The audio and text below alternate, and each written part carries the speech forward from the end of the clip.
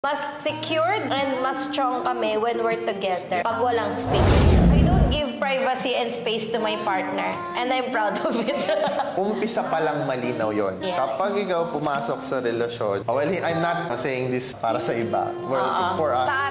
Sa atin. Nung pumasok kami sa relationship, Nating dalawa. wala nang privacy. Simula nung ina-assist ko na siya. We're as one. Parang yeah, gano'n. we're really as one. Well, not in terms of her bank account.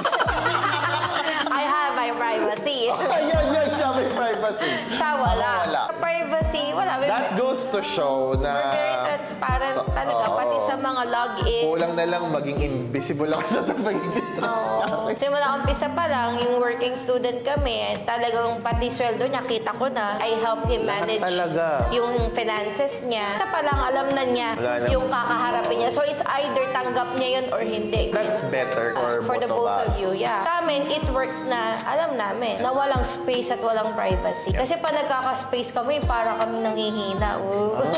Mas mahina tayo kapag lumalayo tayo sa isa't isa. Mas strong tayo pag magkalapit tayo. Diba? Sabi mo yun sa akin. Kaya naniniwala ako. Mas secured and mas strong kami when we're together pag walang space. Okay? Unbreakable.